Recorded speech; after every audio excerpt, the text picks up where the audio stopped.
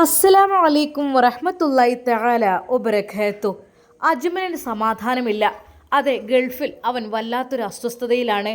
എന്നാൽ അതാ വൈഫ് ചോദിക്കുന്നു, അല്ല എന്തു പറ്റി, ഇന്നെന്താ ഇങ്ങനെ വല്ലാണ്ടിരിക്കുന്നത്?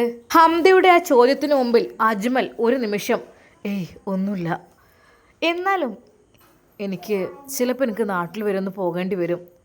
എന്തിന്? ബുഷിയെ കൊണ്ടുവരണം ഇങ്ങോട്ട്. അവൾ എന്നോട് പറഞ്ഞിട്ടുണ്ട്. അതായത് അവളേതായാലും GNM ഒക്കെ പഠിച്ചതല്ലേ, ഇവിടെ ഒരു ചാൻസ് കിട്ടും നോക്കാൻ.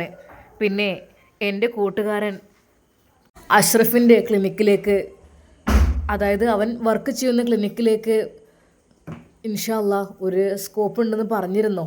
എന്തായാലും ഞാൻ ചോദിച്ചു നോക്കട്ടെ. ഇക്ക, അതിപ്പോൾ അവളുടെ ഭർത്താവ് സുഖമില്ലാതെ കിടക്കുന്ന അവസ്ഥയിൽ നമ്മൾ അങ്ങോട്ട് കൊണ്ടുവരുന്നത് ശരിയാണോ? എന്നാൽ അതാ ആ ഒരു വാക്കുകൾക്ക് മുമ്പിൽ ശരിക്കും അജ്മൽ ഒന്ന് ശരിവെച്ചു. അതെ, അതും ശരിയാണ്. അവൾ ആ ഒരു അവസ്ഥയിൽ കിടക്കുമ്പോഴേ അത് ശരിയല്ല. നീ പറഞ്ഞതും കാര്യം തന്നെയാണ്. പിന്നെ ഇപ്പം എന്താ ചെയ്യുക? അവൾ അത്രക്കും എന്നോട് കരഞ്ഞ് പറഞ്ഞിട്ടുണ്ട്. എന്നാൽ ആ നിമിഷം തന്നെ അതാ ബുഷിക്ക് അജ്മൽ സാർ വിളിക്കുന്നു. ഹലോ ഇക്ക, അസ്സലാമു അലൈക്കും. വലൈക്കും അസ്സലാം. ബുഷി, എന്താ സുഖമല്ലേ മോളെ? ഇക്ക സുഖമാണ്, പക്ഷേ പിന്നെ ഞാൻ ആ ഒരു ജോബിനെ കുറിച്ച് അന്വേഷിച്ചിരുന്നു. ഒരു ക്ലിനിക്കുണ്ട്, അൽഷിഫ ക്ലിനിക്കിൽ. അതിൽ എൻ്റെ കൂട്ടുകാരൻ അഷ്റഫ് അതിലൊരു നേഴ്സായിട്ട് ജോലി ചെയ്യുന്നുണ്ട്. അപ്പോൾ അവൻ പറഞ്ഞിരുന്ന സ്കോപ്പൊക്കെ ഉണ്ട് എന്നുള്ളത്. എന്താ വേണ്ടത്? നീ ഇങ്ങോട്ട് ഇപ്പോൾ പോന്നാൽ നിൻ്റെ ഹസ്ബൻഡ്, അദ്ദേഹത്തിൻ്റെ അവസ്ഥയൊക്കെ ആര് നോക്കും? ഇക്ക എന്നെ ഒന്ന് കാണാൻ പോലും സമ്മതിക്കുന്നില്ല. ഞാൻ പലതവണ തൻ്റെ പ്രിയപ്പെട്ട അൻഷിഫ് ഖാനെ കാണാൻ വേണ്ടി പറഞ്ഞതാണ്, പക്ഷെ അവരാരും സമ്മതിക്കുന്നില്ല. ഇക്ക, ഞാൻ എന്താ ചെയ്യുക? ബുഷി കരഞ്ഞുകൊണ്ട് അത് പറഞ്ഞു. എന്നാൽ അജ്മലിൻ്റെ മനസ്സിൽ വല്ലാത്തൊരു വിഷമം. അന്ന് അതാ അറബിയമ്മയുടെ വീട്ടിലേക്ക് അവർ രണ്ടുപേരും പോകുന്നു. ഇപ്പോൾ അവർ അറബിയമ്മയുടെ കെയർ ഓഫിൽ തന്നെയാണ് അവർക്ക് ജോലി. എന്നാൽ താമസം കുറച്ച് അപ്പുറത്താണ്. എന്നാൽ ഹംദയെയും കൂട്ടി അന്ന് അജ്മൽ നേരെ അറബിയമ്മയുടെ അരികിലെത്തി. എന്നാൽ അജ്മലിനെ കണ്ടപ്പോൾ മുഖത്ത് വല്ലാത്തൊരു വിഷമം കണ്ട് അറബിയമ്മ ചോദിക്കുന്നു, അല്ല അജ്മൽ, ഞാൻ വന്നപ്പോഴേ ശ്രദ്ധിക്കുന്നു, നിന്റെ മുഖം അത്രയും ക്ലിയർ അല്ലല്ലോ. അല്ല മോനെ, ബുഷിയുടെ അവസ്ഥയൊക്കെ എന്തായി? എന്തൊക്കെ തന്നെയാലും വല്ലാത്തൊരു അവസ്ഥയായി പോയില്ലേ അവൾക്ക്? എന്തായാലും ആദ്യമേ ഷാമിലുമായുള്ള വിവാഹമായിരുന്നു ഞാൻ വിചാരിച്ചിരുന്നത്. പക്ഷെ എന്ത് ചെയ്യാൻ, സാരല്ല, ഇനിയുള്ള ദാമ്പത്യ ജീവിതം നന്നായി ജീവിച്ചാൽ മതി. കാരണം നിക്കാഹ് കഴിഞ്ഞാൽ പിന്നെ പറഞ്ഞിട്ട് കാര്യമില്ല. അവരുടെ കയ്യിൽ നിന്ന് പിടിച്ചു പറിച്ച് കൊണ്ടുവരുന്നതും അതൊന്നും നമ്മൾ ഒരിക്കൽ പോലും അത് നല്ലതല്ല. നിക്കാഹ് കഴിഞ്ഞാൽ ഭാര്യയും ഭർത്താവും നല്ല രീതിയിൽ സുഖസന്തോഷത്തോടു കൂടി ജീവിക്കണം എന്നത് തന്നെയാണ് അതിൻ്റെ ഒരു നിയമം. എന്തൊക്കെ തന്നെയാലും ഇതുവരെയൊക്കെ ആയി. അല്ല മോനെ, ബുഷിയുടെ വർത്താനൊക്കെ എന്തൊക്കെയാണ്? സുഖമല്ലേ അവൾക്ക്? കുഴപ്പമൊന്നുമില്ലല്ലോ? അറബിയമ്മയുടെ ആ ചോദ്യത്തിന് മുമ്പിൽ അജ്മലിനെ ഉത്തരം മുട്ടി. അവൻ എന്ത് പറയണമെന്നായിപ്പോയി. എന്താ മോനെ? അല്ല, ബുഷി ഇങ്ങോട്ട് വരികയാണെന്നൊക്കെ പറഞ്ഞു. അതെന്താ? അവളുടെ ഭർത്താവ് ഡോക്ടറല്ലേ, പിന്നെ എന്താ ബുഷി ഇങ്ങോട്ട് വരുന്നത്? അറബിയമ്മയുടെ ആ ചോദ്യത്തിന് മുമ്പിൽ അജ്മലിന് എന്തുത്തരം പറയണമെന്ന് അറിയുന്നില്ല. അറബിയമ്മ, അത് ബുഷിക്ക് എന്താ മോനെ, എന്ത് പറ്റി? അല്ല, ഭർത്താവും അവർ രണ്ടുപേരുമാണോ? അങ്ങനെയാണെങ്കിൽ എൻ്റെ ക്ലിനിക്കിൽ നിന്ന് തന്നെ ചാൻസ് ഉണ്ടാവുമല്ലോ. ആ, എൻ്റെ ക്ലിനിക്കിൽ അവൾ എന്ത് കോഴ്സാണ് പഠിച്ചതെന്ന് പറഞ്ഞത്? GNM ഓ അതോ BSc നേഴ്സ്? എന്താണ്? GNM ആണ് പഠിച്ചത്, 3 വർഷത്തെ. ഓ, ഓക്കെ. അപ്പോൾ അതിലെ ഡോക്ടർക്ക് അങ്ങനെയാണെങ്കിൽ നമുക്ക് ചാൻസ് കൊടുക്കാമല്ലോ ഹോസ്പിറ്റലിലേക്ക്. എന്താ പറ്റില്ലേ? എന്നാൽ അത് കേട്ടപ്പോൾ അജ്മൽ പറഞ്ഞു, അറബിയമ്മ, അത് അവർ തമ്മിൽ അത്ര ഒരു എന്ത് പറ്റി? അവർ ഐക്യത്തിലല്ലേ? എന്താ പറയുന്നത് റബ്ബേ? വിവാഹം കഴിഞ്ഞു കഴിഞ്ഞാൽ പിന്നെ നല്ല രീതിയിലായില്ലെങ്കിൽ അതൊരു വിഷമം തന്നെയല്ലേ? അറബിയമ്മ പറഞ്ഞു, മോനെ, എങ്ങനെയെങ്കിലും നന്നാക്കാൻ നോക്കിയെടുക്കണം. നമ്മൾ ഒരിക്കൽ പോലും ഡൈവേഴ്സ് എന്നുള്ള സംഭവത്തിലേക്ക് എത്താനേ പാടില്ല. കാരണം അത്രക്കും ഒരു ഗതിയുമില്ല എന്ന് കണ്ടാൽ മാത്രം എത്താൻ പാടുള്ളൂ. ഇനിയിപ്പോൾ എന്താ മോനെ ചെയ്യുക? എന്തായാലും അവർ നല്ല രീതിയിൽ ജീവിക്കട്ടെ. ബുഷിയോട് എനിക്കൊന്ന് സംസാരിക്കാൻ ഒരു താല്പര്യമുണ്ടായിരുന്നു. പിന്നെ അവളെ വിവാഹം കഴിഞ്ഞെന്നൊക്കെ പറഞ്ഞപ്പോൾ എനിക്ക് പിന്നെ ഒരു വിഷമം തോന്നി. കാരണം ആയിക്കോട്ടെ, പിന്നെ ഞാൻ പ്രാർത്ഥിച്ചിട്ട് നല്ല ജീവിതം അള്ളാഹു അവർക്ക് കൊടുക്കട്ടെ എന്ന്. കാരണം വിവാഹം കഴിഞ്ഞാൽ പിന്നെ നല്ല റാഹത്തോടു കൂടി അവർ ജീവിക്കണമല്ലോ. അല്ല മോനെ, പോരുകയാണെങ്കിൽ പോന്നോട്ടെ, നമ്മുടെ ക്ലിനിക്കിൽ തന്നെ നമുക്ക് അവൾക്ക് ജോലി കൊടുക്കാം, നോ പ്രോബ്ലം. അറബിയുമ്മക്ക് നല്ല സന്തോഷം, കാരണം ബുഷി വരികയാണ്. പക്ഷെ അറബിയുമ്മയുടെ മനസ്സിൽ ചെറിയൊരു വേദന ഉണ്ട് കേട്ടോ. കാര്യം മറ്റൊന്നുമല്ല, അറബിയുമ്മ എപ്പോഴും കാണാൻ ആഗ്രഹിച്ചത് ബുഷിയുടെ കൂടെ, അതെ, ഷാമിലായിരുന്നു. അതായിരുന്നു അറബിയുമ്മയുടെ സ്വപ്നങ്ങളും. എന്തെന്നറിയില്ല, എല്ലാവരുടെയും വിവാഹം അൽഹംദുലില്ലാ നല്ല രീതിയിൽ റാഹത്തോടു കൂടി നടത്തി. എൻ്റെ നൂർ ഫാത്തിമ, എൻ്റെ നാഫി ഉസ്താദ്, മാഷാ അല്ലാ, അവരിപ്പോൾ രണ്ടാമത്തെ കുഞ്ഞിനെ ഗർഭം ചുമന്ന് പ്രസവം കഴിഞ്ഞു. മാഷാ അല്ലാ, അവർക്കിപ്പോൾ ഒരു ആൺകുഞ്ഞും പെൺകുഞ്ഞുമായി. പിന്നെ അതിനിടയ്ക്ക് സിനാനും മുഹ്സിയും, പിന്നെ അതിനുശേഷം ഹജ്മലും ഹംദയും, അതിനിടയ്ക്ക് എൻ്റെ തലാലിൻ്റെ കല്യാണം അതും കഴിഞ്ഞു. മാഷാ അല്ലാ, ഇനി എൻ്റെ മനസ്സിലുള്ള ഒരേ ഒരു ആഗ്രഹം അത് ബുഷിയും ഷാമിലുമായിരുന്നു. പക്ഷെ എന്ത് ചെയ്യാൻ, വിധി ഉണ്ടെങ്കിലല്ലേ കാര്യങ്ങളൊക്കെ നടക്കുകയുള്ളൂ. പടച്ച റബ്ബിൻ്റെ വിധി ഉണ്ടാവില്ല. സാരമില്ല, ഒരു പക്ഷെ അതിനേക്കാൾ നല്ലത് അള്ളാഹു വിധിച്ചിട്ടുണ്ടാകും. അള്ളാഹു വിധിച്ച കാര്യങ്ങളല്ലേ നമുക്ക് കിട്ടുള്ളൂ. എന്നാലും റബ്ബേ, എനിക്ക് ബുഷിയുമായി ഒന്ന് സംസാരിക്കണം, അവളുടെ കാര്യങ്ങളൊക്കെ ഒന്ന് ചോദിക്കണം. അജ്മലിനോട് ചോദിച്ചിട്ട് അവൻ വ്യക്തമായൊരു ഉത്തരം എനിക്ക് നൽകുന്നുമില്ല. അറബിയുമ്മക്ക് തന്നെ എന്തൊക്കെയോ ഒരു ആശങ്കയുണ്ട്. എടാ അജ്മൽ, ഞാൻ കാര്യമായിട്ട് ചോദിക്കണം, ബുഷിയുടെ ജീവിതം എങ്ങനെ?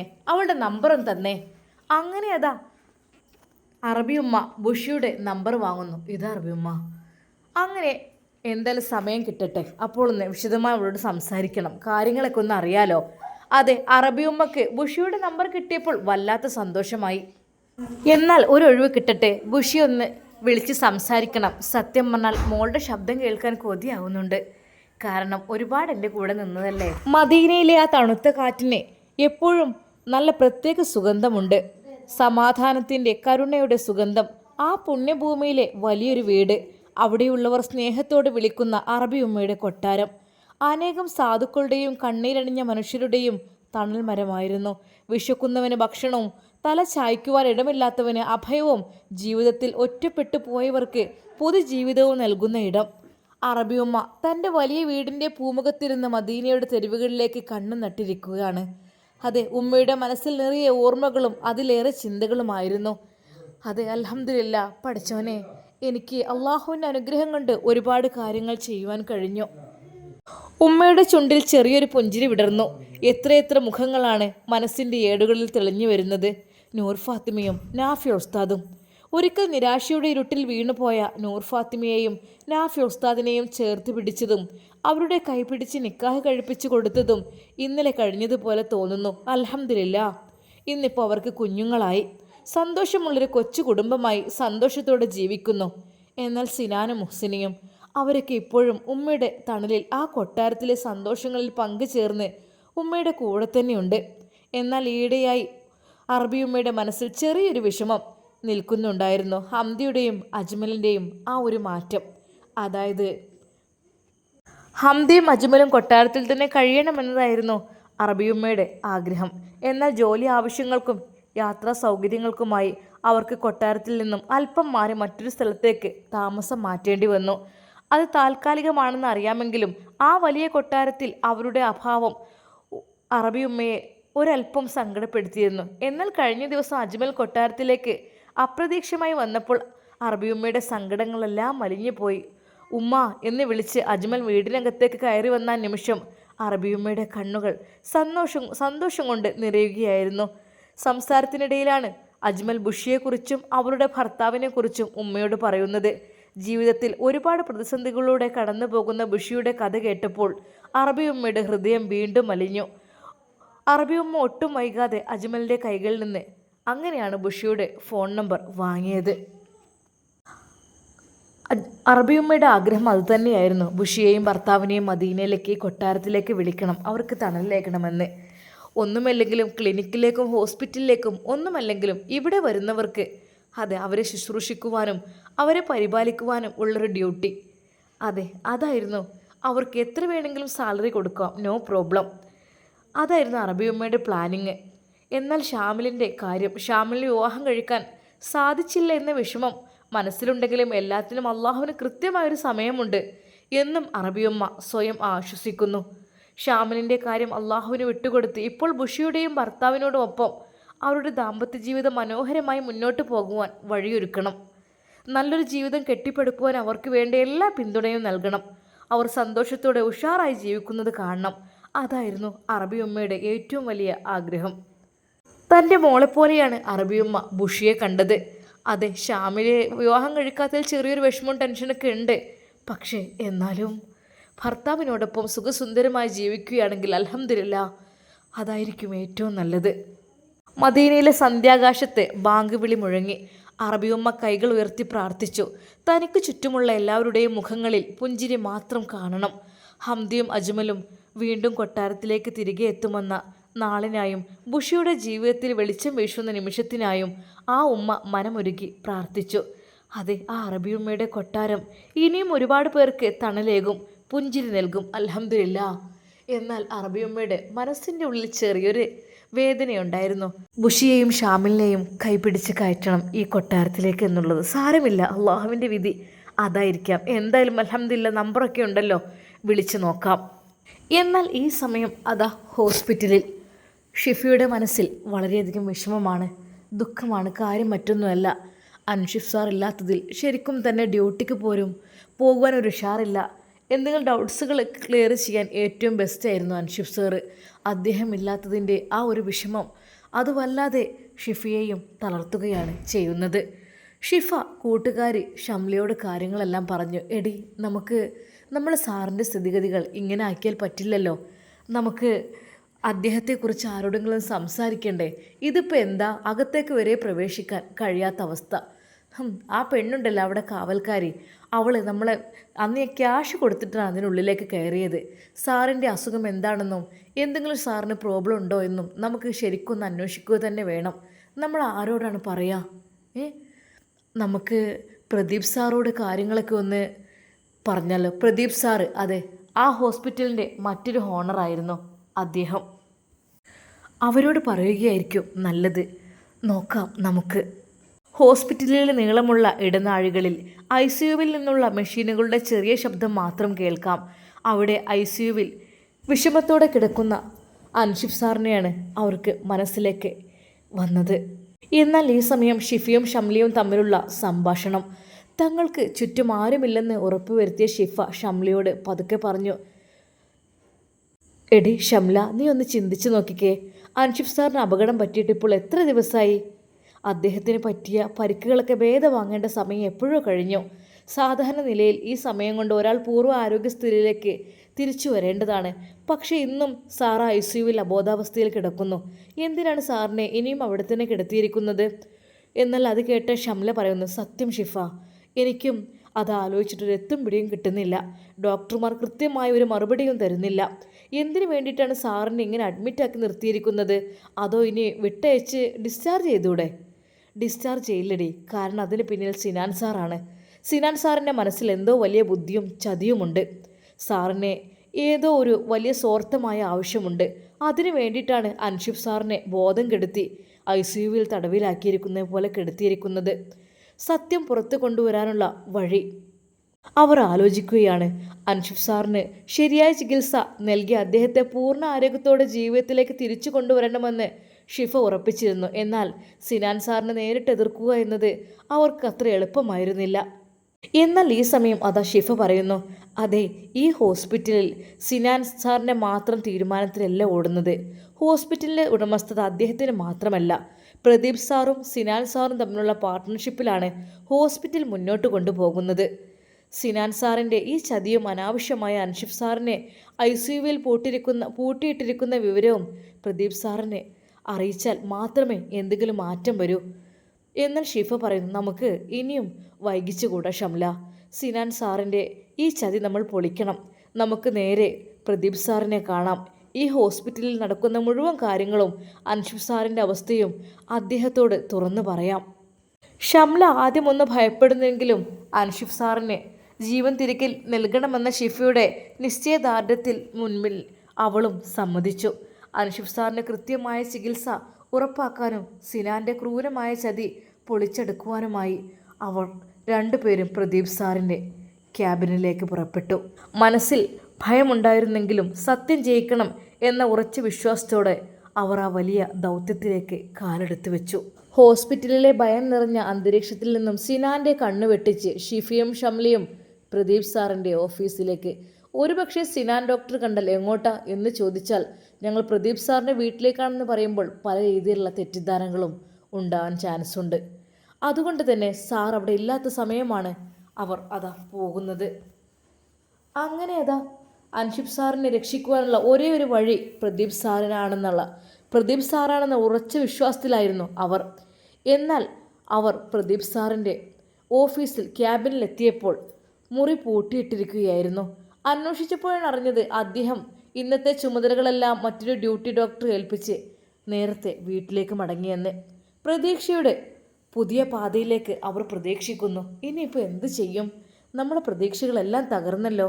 എന്നാൽ ഹോസ്പിറ്റലിൽ വെച്ച് കാര്യങ്ങൾ സംസാരിക്കുന്നത് അപകടമാണെന്ന് തോന്നിയതുകൊണ്ട് അവർ രണ്ടും കൽപ്പിച്ച് പ്രദീപ് സാറിൻ്റെ വീട് തേടിയിറങ്ങി.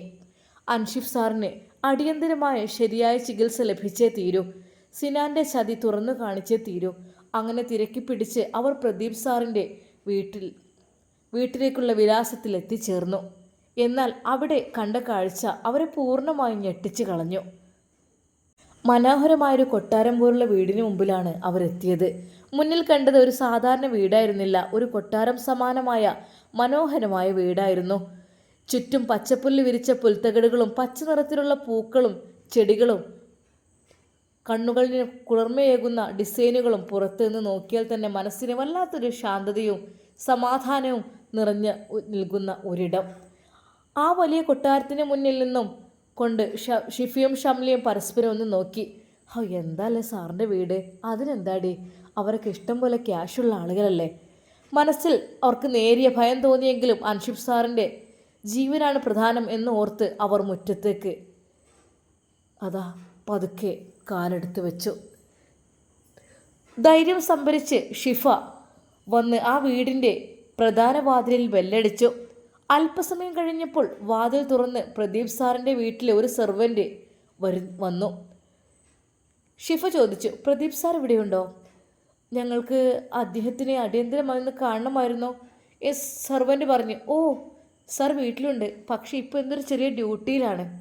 ഞാൻ വിളിക്കാം, അല്പം സമയം എടുക്കൂട്ടോ. ഇരിക്കുന്നോളൂ.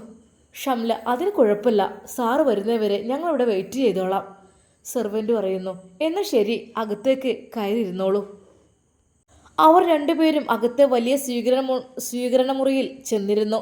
ചുറ്റുമുള്ള ഭംഗിയും ആഡംബരവും കണ്ട് ഷംല അത്ഭുതപ്പെട്ടെങ്കിലും ഷിഫയുടെ മനസ്സ് മുഴുവൻ അൻഷിഫ് സാറിനെയും സിനാനെയും കുറിച്ചുള്ള ചിന്തകളായിരുന്നു. സിനാൻ എന്തിനു വേണ്ടിയിട്ടാണ് അൻഷിഫിനെ ഇത്രയും ദിവസം ബോധം കെടുത്തി ICUവിൽ അടച്ചിട്ടിരിക്കുന്നത്? പ്രദീപ് സാറിനെ ഈ ചതിയെക്കുറിച്ച് അറിയോ? അതോ സിനാൻ അദ്ദേഹത്തെയും വഞ്ചിക്കുകയായിരുന്നോ? ഈ ചോദ്യങ്ങൾക്കെല്ലാം ഉത്തരം കണ്ടെത്തുവാനും അൻഷിഫ് സാറിൻ്റെ ജീവിതം തിരികെ പിടിച്ച് സിനാൻ്റെ മുഖം മൂടി വലിച്ചു കീറുവാനും വേണ്ടി അവർ രണ്ടുപേരും നെഞ്ചിടിപ്പോടെ പ്രദീപ് സാറ് ഇറങ്ങി വരുന്നതും കാത്ത് അവിടെ ഇരുന്നു. പ്രദീപ് സാറിൻ്റെ ആഡംബരം നിറഞ്ഞ വലിയ വീടിൻ്റെ സ്വീകരണമുറിയിൽ ഓരോ നിമിഷവും മണിക്കൂറുകൾ പോലെയാണ് ഷിഫയ്ക്കും ഷംലയ്ക്കും തോന്നിപ്പിച്ചത്. ക്ലോക്കിലെ മുള്ളുകൾ പതുക്കെ ചലിച്ചുകൊണ്ടിരിക്കുന്നു. ഏകദേശം 20 മിനിറ്റിൻ്റെ നീണ്ട കാത്തിരിപ്പിനൊടുവിൽ ഒരു കാലൊച്ചകൾ അവർ കേട്ടു. രണ്ടുപേരും അങ്ങോട്ട് ശ്രദ്ധിച്ചു. പ്രദീപ് സാർ പടികളിറങ്ങി താഴേക്ക് വരികയായിരുന്നു. പ്രതീക്ഷയുടെ സംഭാഷണം. അവർ ഓരോന്ന് സംസാരിച്ചു. അതെ, എങ്ങനെയെങ്കിലും തങ്ങളുടെ മുന്നിലെത്തിയ പ്രദീപ് സാറിനെ കണ്ട മാത്രയിൽ തന്നെ ഷിഫയും ഷംലയും ബഹുമാനത്തോടെ ഇരിപ്പിടത്തിൽ നിന്നും എഴുന്നേറ്റു. Pradeep sir, good evening. നിങ്ങൾ ഇരുവരും ഈ സമയത്ത് ഇവിടെ, എന്താണ് വിഷയം? ഷിഫ, ഗുഡ് ഈവനിങ് സർ. ഞങ്ങൾക്ക് വളരെ പ്രധാനപ്പെട്ട ഒരു കാര്യം സംസാരിക്കാനുണ്ടായിരുന്നു. അത്രയും അടിയന്തരമായതുകൊണ്ടാണ് ഹോസ്പിറ്റലിൽ നിൽക്കാതെ സാറിൻ്റെ വീട്ടിലേക്ക് നേരിട്ട് പോകുന്നതും. പ്രദീപ് സാർ പറഞ്ഞു. ഓക്കെ, പറയൂ, എന്താണ് കാര്യം? ഷംല, സർ, അത് ഡോക്ടർ അൻഷിഫിൻ്റെ കാര്യമാണ്. ഞങ്ങളുടെ സീനിയറായ അൻഷിഫ് സാറിന് ആക്സിഡൻറ്റ് പറ്റിയതിനു ശേഷം ഞങ്ങൾക്ക് രണ്ടുപേർക്കും ഒരു സമാധാനവുമില്ല. ഞങ്ങൾ പഠിച്ചതും ജോലി ചെയ്തതുമൊക്കെ അദ്ദേഹത്തിൻ്റെ തണലിലാണ്. എല്ലാ കാര്യങ്ങളും ഞങ്ങൾക്ക് കൃത്യമായി പറഞ്ഞു തന്നിരുന്നത് അദ്ദേഹമായിരുന്നു. അതെ സർ, അപകടം നടന്നിട്ട് ഇത്രയും ദിവസങ്ങളായിട്ടും അൻഷിഫ് സാറിൻ്റെ ആരോഗ്യനിലയിൽ ഒരു മാറ്റവുമില്ലെന്നാണ് പറയുന്നത്. ഇത്രയും ദിവസങ്ങളായി സാറിനെ ICUവിൽ തടവിലിട്ടതുപോലെ കിടത്തിയിരിക്കുന്നത് കാണുമ്പോൾ ഞങ്ങൾക്ക് എന്തോ പ്രശ്നമുണ്ടെന്ന് തോന്നുന്നു. എന്തൊക്കെയോ അസ്വാഭാവികമായിട്ട് നടക്കുന്നുണ്ട് സാർ. സാർ ഒന്ന് വിചാരിച്ചാൽ, ഒന്ന് അന്വേഷിച്ചാൽ അദ്ദേഹത്തെ രക്ഷിക്കാൻ സാധിക്കും. അൻഷിഫ് സാറിന് കൃത്യമായ ചികിത്സ നൽകി എങ്ങനെയെങ്കിലും രക്ഷിക്കണം സാർ. അവരുടെ സങ്കടങ്ങളും സംശയങ്ങളും ഒറ്റശ്വാസത്തിൽ അവർ പ്രദീപ് സാറിൻ്റെ മുന്നിൽ നിരത്തി. അദ്ദേഹം ഞെട്ടുമെന്നോ ഉടൻ തന്നെ ICUവിലേക്ക് വിളിച്ച് അന്വേഷിക്കുമെന്നോ ആണ് അവർ കരുതിയത്. എന്നാൽ സംഭവിച്ചത് മറ്റൊന്നായിരുന്നു.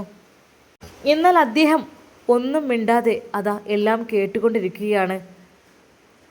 അൻഷിഫ് സാറിൻ്റെ പേരും ICUവിലെ അവസ്ഥയും കേട്ടിട്ടും പ്രദീപ് സാറിൻ്റെ മുഖത്ത് ഒരു ഭാവമാറ്റവും ഉണ്ടായില്ല. അദ്ദേഹം ഒന്നും മിണ്ടാതെ ശാന്തനായി അവരെ തന്നെ നോക്കി നിന്നു. ആ വലിയ മുറിയിൽ ഭയപ്പെടുത്തുന്ന ഒരു നിശബ്ദത പടർന്നു പിടിച്ചു. ആ മൗനം ഷിഫയുടെ ഉള്ളിൽ ഒരു മിന്നൽ പോലെ ഭയം സൃഷ്ടിച്ചു. റബ്ബേ, സിനാൻ സാറിൻ്റെ ചതി ചോദ്യം ചെയ്യുമെന്ന് കരുതി വന്ന പ്രദീപ് സാറും ഇതിൽ കൂട്ടു നിൽക്കുകയാണോ? സിനാൻ്റെ കുതന്ത്രങ്ങൾക്ക് പ്രദീപ് സാറിൻ്റെ പരോക്ഷമായ പിന്തുണയുണ്ടോ? പഠിച്ചോനെ, ഷിഫയുടെ മനസ്സ് മന്ത്രിച്ചു. എന്നാൽ പ്രദീപ് സാറിൻ്റെ ആ നീണ്ട മൗനവും അർത്ഥവത്തായ നോട്ടവും ഷിഫയെയും ഷംലിയെയും കൂടുതൽ ഭയത്തിലേക്ക് തള്ളിവിട്ടു. തങ്ങൾ വീണിരിക്കുന്നത് ഒരു വലിയ കെണിയിലാണോ, അതോ പ്രദീപ് സാറിൻ്റെ മനസ്സിൽ മറ്റെന്തെങ്കിലും രഹസ്യമുണ്ടോ എന്ന് തിരിച്ചറിയാനാവാതെ അവർ വിറങ്ങലിച്ചു നിന്നു. അതെ, പ്രദീപ് സാറ് എന്തായിരിക്കും പറയുക? സിനാനെ കുറിച്ച് പ്രദീപ് സാറിന് വല്ല ഐഡിയയുമുണ്ടോ? അതോ അവർ രണ്ടുപേരും ഒത്തു കളിക്കുകയാണോ ഹോസ്പിറ്റലിൻ്റെ ഓരോ നന്മക്കൊക്കെ വേണ്ടിയിട്ട്? അറിയുന്നില്ല. എന്നാൽ അദ്ദേഹത്തിൻ്റെ വാക്കുകളൊന്ന് വായിൽ നിന്ന് തുറന്നു കാട്ടുവാൻ അവർക്ക് കൊതിയായിപ്പോയി. കാരണം എന്താണ് അദ്ദേഹം പറയുന്നത് എന്നറിയുവാൻ വേണ്ടിയിട്ട് ഷിഫയും ഷംലിയും അതാ അദ്ദേഹത്തിൻ്റെ മുഖത്തേക്ക് തന്നെ നോക്കിക്കൊണ്ടിരിക്കുകയാണ്. എന്തായിരിക്കും പ്രദീപ് സാറ് പറയുക? അത് പ്രദീപ് സാറ് സത്യത്തിൻ്റെ ഭാഗത്താണോ അതോ കള്ളനായ സിനാൻ്റെ ഭാഗത്താണോ? നമുക്ക് കാത്തിരുന്ന് കാണാം. അതുവരേക്കും എല്ലാവർക്കും അസ്സലാമു അലൈക്കും വറഹ്മത്തുള്ളാഹി തആല വബറകാതുഹു.